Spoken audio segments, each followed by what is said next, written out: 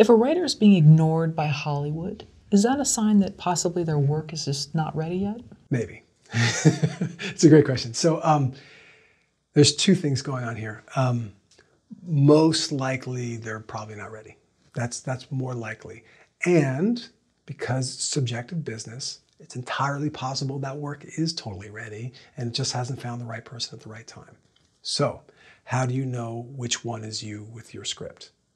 That's when we come back to this idea of a high quality feedback system, right? So first your internal system with where you're developing it. And then when you get it to the point where you feel like it's as great as you can make it, then if you're an amateur, you go to screenplay contests or blacklist.com or specscout.com and specscout.com or Coverfly. Really great places to see where you stack up. And the metrics I generally suggest are 10 places. It could be an industry, could be somebody that works, it could be a friend of yours that's an intern at such and such production company. It could be one of the contests. It could be one of those Screenplays exchanges that I just mentioned. Any of those things, if it's somebody in the industry that could be like, oh my God, this is the best script I ever read, I'm going to turn around and give it to so-and-so and they could do something with it. That to me counts as an open door. If it's your friend who went to film school with you, that doesn't count. Because unless that person's, Spielberg's kid or something, right? So it's got to be somebody that has the agency to sort of move it forward. Out of 10 data points, whether they're in every contest, everybody's like, oh, contest sucks. Believe me, every contest has an opportunity to break your career. They don't exist. They're there to try to help you, right? Maybe there's one or two scams out there, but by and large, they're trying to help you. They want your script to be amazing. So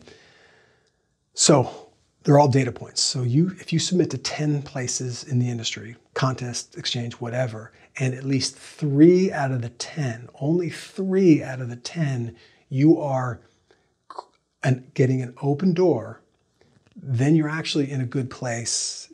That's the minimum, right? And by that means an open door is you advance in that contest, you get maybe a 7 on the blacklist, or you're pretty high in the specs out, but you're getting to the point where either that organization is like, ooh, we want to keep you listed on our site because we feel like we might want to take credit for your success, right? Anybody advances, that's what they're doing.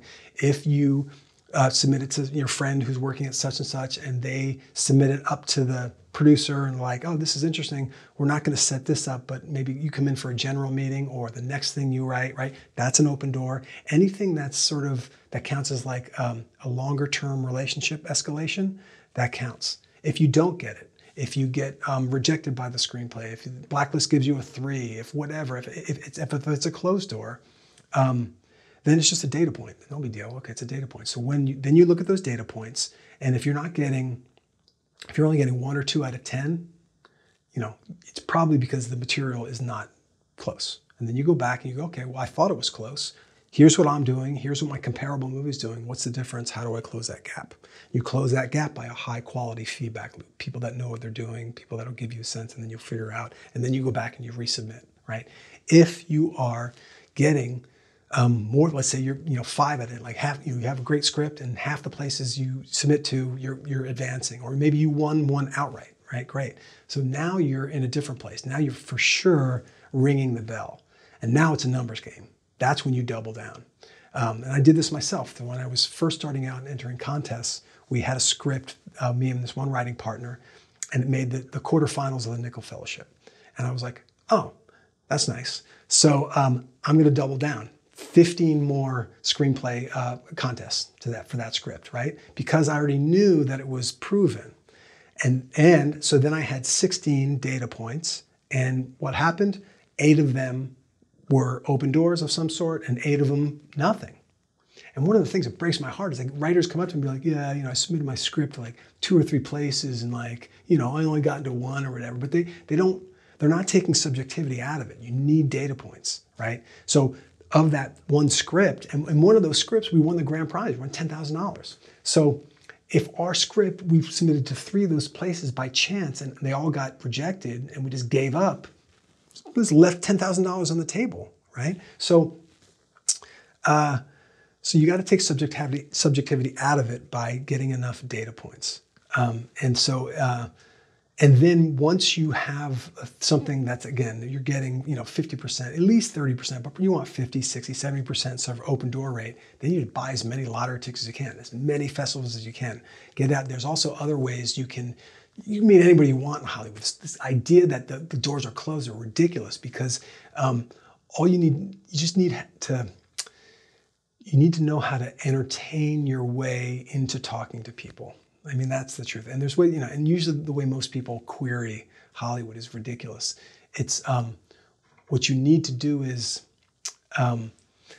empathize with where the other person is and approach them with an easy ask. Maybe you ask them a question. Maybe you look at their Twitter account, you see what they're talking about. But you have an organic conversation with these people peer to peer. And there's the doors are wide open. This myth that it's closed is ridiculous. It's closed because you haven't thought about them. You've been thinking about yourself.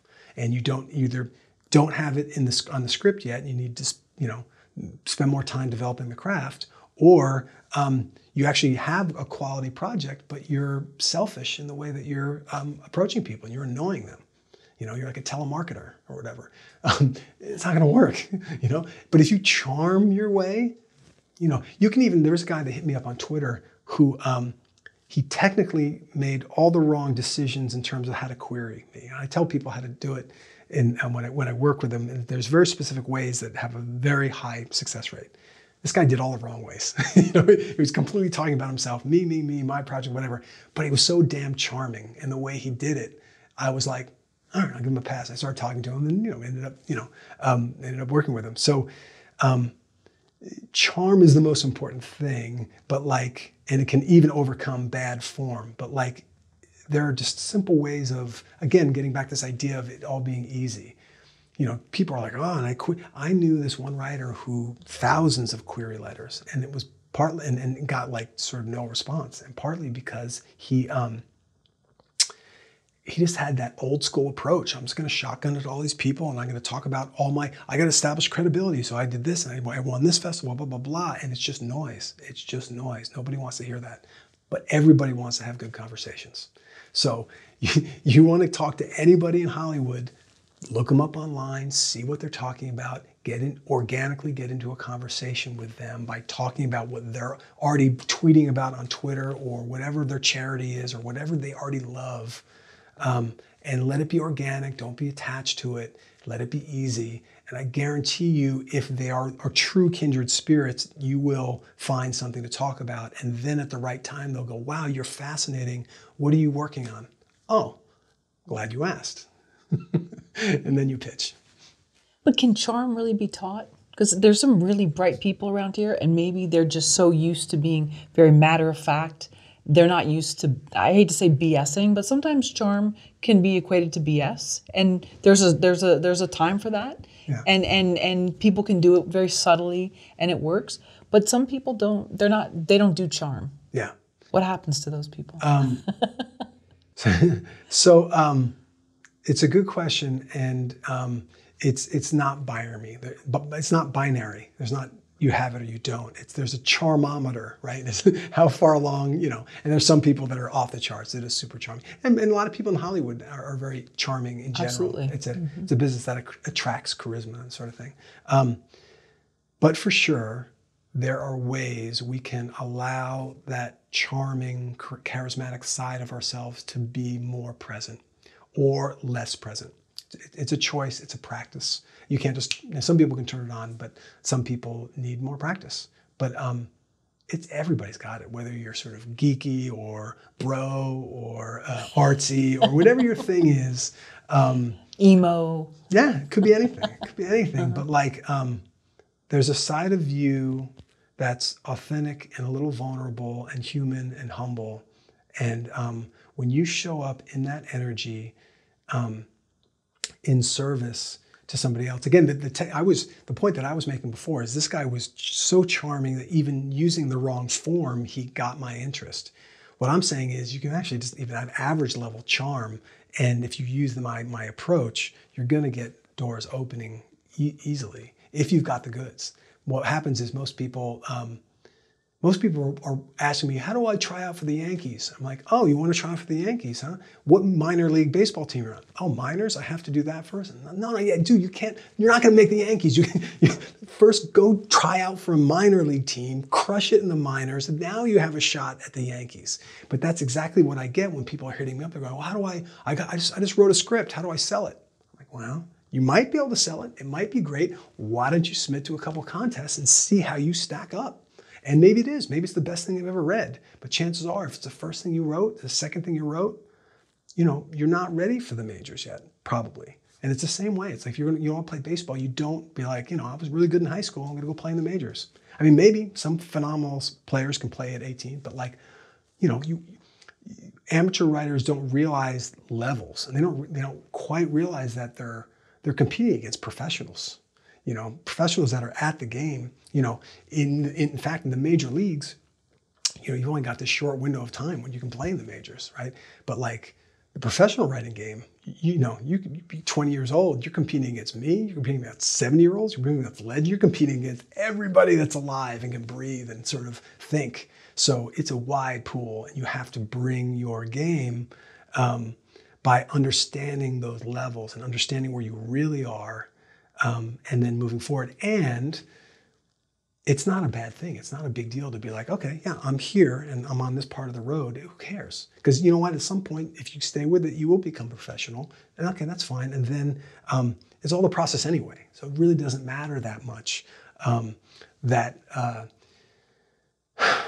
doesn't matter that much where you are along the road. But for damn sure, it matters that if you're at the early part of your journey, you're not thinking that you're someplace else, And on the flip side, after you've won an Oscar, after you've had a box office success, after you've had whatever, you can't then get so arrogant that think that you know it all and you're not still learning.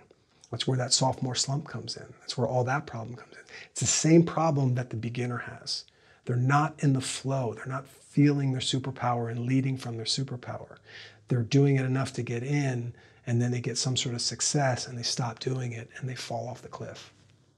Explain to me data point in terms of screenwriting. So when I say data point, I just mean the numbers. So if you talk about going to 10 places in the industry that has the potential to advance your career,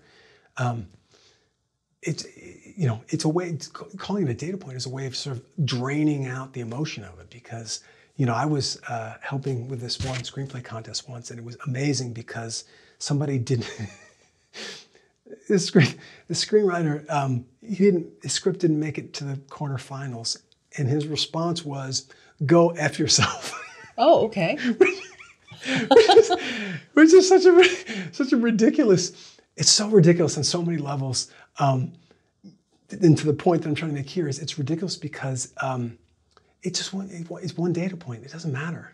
When any screenplay contest doesn't reject that, the sooner you forget about it, that they didn't advance your screenplay, the better off you are. You're only looking for at least 3 out of 10, which means 7 out of 10 are going to close a door. And as soon as you find out they close your door, just forget about it. It doesn't matter. And certainly when you get a door closed in your face and your feelings are hurt, don't tell the people about it like you were a child and you were petulant, because this is a small town. Everybody knows everybody, and nobody's really going to care. And I don't even know what that guy's name was, and I don't care. But like, on the scale of like emotional maturity, emailing a festival that you didn't get into or whatever, and telling them to F off, that's pretty much the worst response you could have to show that you have the emotional maturity to do well in this business. Do you think rejection is like a muscle, and that it's just, you learn that eventually, like it doesn't hurt as much? If somebody punches somebody's arm, it's almost like just the weaker arm's gonna ooh, but then after a while you build it up. Yes, and I would even say the word rejection is loaded with something bad. The better way to think about it is just part of the process. You're either winning this way or you're winning that way. I thought my script was really good, but I submitted it to the blacklist and I only got a 2. Oh, that's interesting. What was it that those professional readers saw differently than what I thought? Because I thought it was amazing. And then you go in and you figure out how to close the gap. So where's the loss? There's no loss, there's no rejection. It's all part of the process.